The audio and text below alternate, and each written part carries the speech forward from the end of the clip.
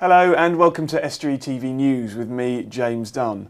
On the show today, my guest talks to me about why you're never too old to dance, and Dan Kemp tells us about an exciting weekend in sport. But first, here's Richard Morris with the news headlines. Hello, in the headlines today, a fire which required several emergency vehicles took place on Sunday, and a new grant for more offshore wind companies in Hull. Over the weekend, residents in Melton were told to keep their doors and windows shut. A fire at a local recycling plant owned by Transwaste caused thick smoke to pour into the local area.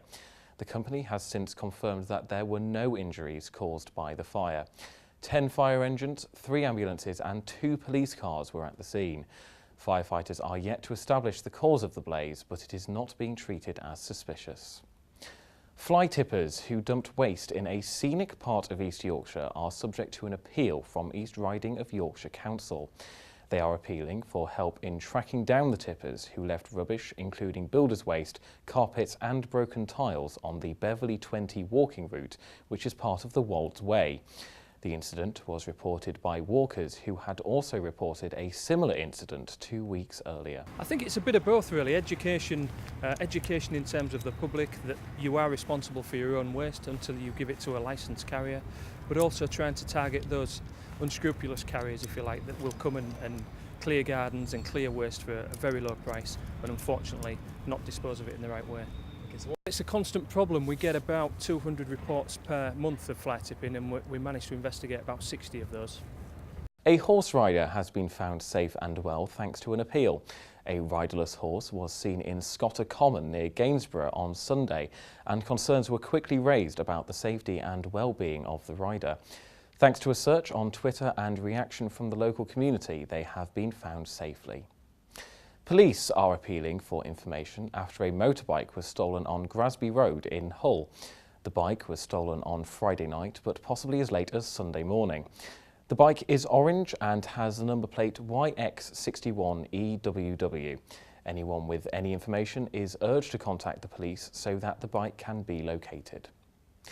Immingham residents are currently without a major-sized supermarket. The Co-op store closed its doors last week and is to be taken over by Aldi, who expect to open its doors early next year.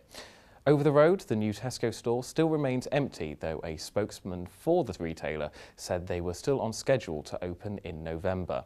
Stuart Swinburne from Immingham Town Council hopes something is done soon, as shoppers are being forced to travel further afield. I mean, there's such a big catchment area, as I say, not just Immingham, but the surrounding villages. And what I can't understand with Tesco's is that they've got a building here now that's finished and ready for opening. I can understand the problems that they're having at the moment with their financial issues, and I can understand them not wanting to do any more new builds. But this one is actually built and waiting, like, you know, to get on the economy ladder now. You know, it's economical madness not to open up something before Christmas and generate some income for them. You may remember a few weeks ago in this bulletin we covered the story of Christian Nicholson, who was stuck in Iraq without a passport after a fatal car accident. A campaign was started by the family to get him home, and a question was even raised to the Prime Minister about him returning by the Hull North MP Diana Johnson during Prime Minister's questions. Over the weekend, Mr Nicholson was reunited with his family once again. Greenport funding is starting to be given out to companies in Hull. Precision Drilling has been given around £3,000 by Greenport Hull to buy new equipment alongside training a new apprentice, all in preparation for the start of the Siemens project, which starts next year. Ian Wilkinson shared his optimism for exciting times and investment to come.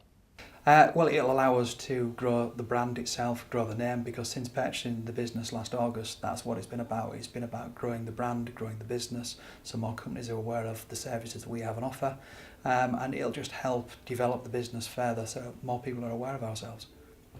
Well, the company itself, since I took over, we've got 6 operatives working in the field. We've managed to take on a new recruit that's actually going through the training, because there's an awful lot of training they have to actually go through before they become qualified drilling and sawing operative. But it allows us to grow the business and obviously take on more people in the local area, but award them with the skills and the knowledge of being able to drill and saw itself. So it allows us to develop and grow the business and bring more people in. That's all from me for now, and we'll be back with more news soon. If in the meantime you have any news for us, then please don't hesitate to contact us on our social media sites. You can find us on Twitter at Estuary TV, or you can search us on Facebook. Bye for now.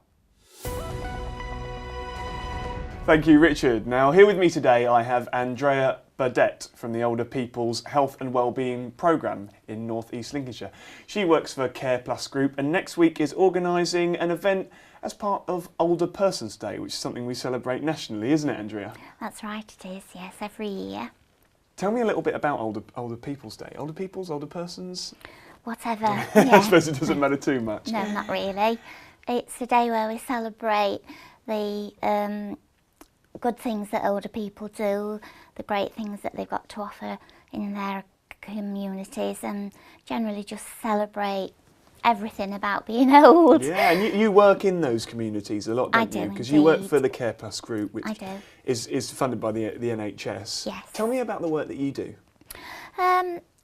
Our remit really is to combat social isolation amongst older people. Is this a big problem? A in very older big people? problem as people get older. Yeah, loneliness, social isolation, people lose their partners and seem to withdraw, and it saps their confidence.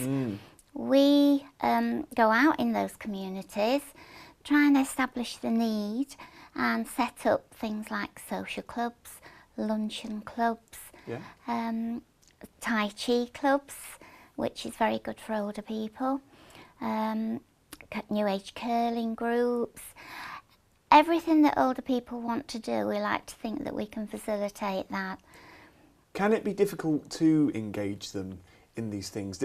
You mentioned confidence. I mean, is it a big step to make for some of them? It absolutely is, yes. And that's why we offer a meet and greet service. People ring up and would like to go to the groups, but the very first time getting over that doorstep is very frightening for them. So we offer a meet and greet where if they ring the office, we can arrange to meet them at the venue, take them over the doorstep, introduce them to a few people, and it's a win-win situation from there. So I suppose that means that they don't have to walk in alone, and that makes the initial introduction a lot easier. Yes, it does, definitely. And the people that you see who you involve in these luncheon clubs, can it make a difference to their lives? Absolutely.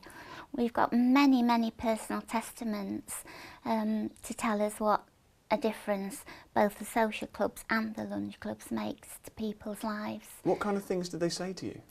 That they've made so many friends, that they never used to go out, but they look forward every week to the lunch club, to the social club.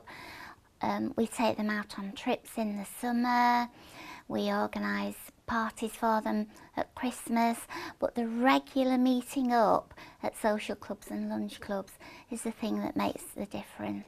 And it's interesting what you say about sometimes people lose partners, or I suppose it wouldn't just be partners, but you know, people's families move away. It's the world we live in now. Do you find that these clubs can sort of be a surrogate family for these people? Yes, absolutely, we do.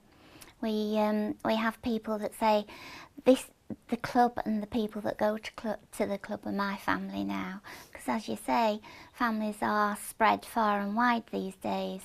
And hopefully the people that go to these clubs, they're all in the same boat. So they meet up, make friends, and go out. The social life opens up again, and they feel like they have a life again.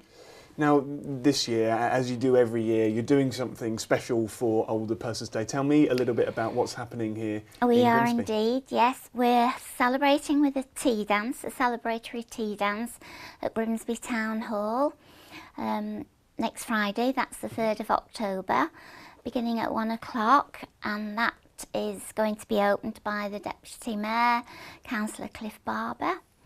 We have a 16-piece big band, the Cindy Orme Big Band, and we also have afternoon tea, sandwiches, cakes, tea and coffee, and hopefully we'll have lots of dancers. And do you think it will be popular? I'm really hoping so. It won't be for the want of trying if it isn't. Yes, absolutely. Is this the kind of thing that older people like? You know, a big band feel. Absolutely. Tea dance? This is the feedback that we get. Yes. Oh, I see. So you've actually asked people what they would like to do. Absolutely, yes, because we always celebrate older people's day with different things. In the past we've had curling competitions, we actually held a variety show here at the Institute. This year they wanted to go for a tea dance feel, and of course a tea dance wouldn't be the same without a 16-piece band. And very briefly, if people like the sound of it but are a bit nervous, what would you say? Come along, everybody's in the same boat. As soon as you walk through the door there'll be a friendly face to greet you. That's brilliant. Thank you, Andrea. Now, if you'd like to go to that dance or know someone who might, you can get hold of tickets by going into Cleethorpes Library at the Tourist Information Desk, or you can call Andrea on 01472 232265. Now, next tonight, I've got Dan Kemp with the sport. Hello, Dan. Are you all right? Yeah, not too bad. You had a good weekend? Yeah, good weekend. A couple of different sporting events I've been to. Really? What did you go to this I weekend? went to Hull City on Saturday and the Hull Stingrays on Sunday night. Wow, how was the City game? They were both defeats, both Oh, wow. games. It wasn't the best of weekends. We've had another mixed week of football in action in our area. In the Premier League, Hull City went down by 4-2 against reigning champions Manchester City. Having been 2-0 down just 10 minutes in, the Tigers fought back to be level at the break via an Ekeli Mangala own goal and an Abel Hernandez penalty, but eventually they went on to concede 2 second-half strikes. Scunthorpe United lost 3-2 at Oldham Athletic. Andrew Boyce and Rory Fallon both scored their first goals for the Iron, but the defeat sees more pressure on manager Russ Wilcox. Grimsby Town defeated Chester City 3-0 at Blundell Park. The win, which included goals by Sean Pearson, Ross Hannah and Nathan Arnold, lifts the Mariners into the top half of the conference. And in the big FA Cup derby, North Ferriby came out 2-1 winners at Cleethorpes Town. Scunthorpe centre-half Niall Canavan is going to be out for around 3 months. Canavan picked up a shoulder injury when playing against Blackburn Rovers in the Capital One Cup last month and was playing through it, but he'll now need to take time out of the side to have an operation. The Hull Stingrays played twice at the weekend. They won 6-1 at the National Ice Arena against the Nottingham Panthers on Saturday in the Challenge Cup. Summer recruit Corey Tanaka hit a hat-trick. The form couldn't be replicated on Sunday, however, as they were beaten 2-0 at home to the Braehead Clan in the Elite League. Player coach Omar Pasha has been out of action for the last few weeks, but it now seems his recovery from a broken arm may be ahead of schedule. I caught up with him ahead of the weekend's ties. It's getting better. Day by day it's improving. Hopefully it can go a little faster still, but no, I am hoping to start skating next week probably and do some light stuff on the ice and see where we go from there, but yeah, hopefully it comes quicker than expected. Curtis Woodhouse and Tommy Coyle took to the ring on Sunday and entertained the whole Guildhall crowd to raise funds for fellow boxer Jerome Wilson. Sheffield fighter Wilson required emergency brain surgery after a fight earlier this month, but has regained consciousness and some functioning since. Coyle is in training for a fight on Saturday the 25th of October at the Hull Arena. Meanwhile, Woodhouse recently announced he's decided to reverse his retirement decision. Alex Lowe's has confirmed that he will remain part of the Volcom Crescent Suzuki team for the 2015 World Superbike Championships. Despite having experienced a topsy-turvy first full season at world level, both parties have decided they'll continue their partnership until at least the end of next season. And I'll finish as I started with football, and Grimsby host Southport tonight in the conference. The visitors have just 8 points from their 12 games so far and sit in the relegation zone. And one more line of conference news is that Forest Green Rovers have been deducted 3 points and fined £500 for fielding an eligible player. The incident took place in their clash with Southport on the opening day of the season. And finally, the Hull Tigers ladies played in the FA Cup on Sunday. They beat Bradford Park Avenue by 12-0 at Hull University, and we'll bring you news of who they draw in the next round. And please remember to get in touch with all your sports stories, and I'm sure James will let you know how to do that. Well, that's the end of the sport and the end of the show. So, from me, it's bye. But don't forget that if you would like to get in touch, as Dan was saying, you can call the newsroom on 01472 31553. You can get in touch via social media on Facebook. You can search us, or Twitter at Estuary TV. But you can also email us, news@estuary.tv. So from me and Dan, goodbye.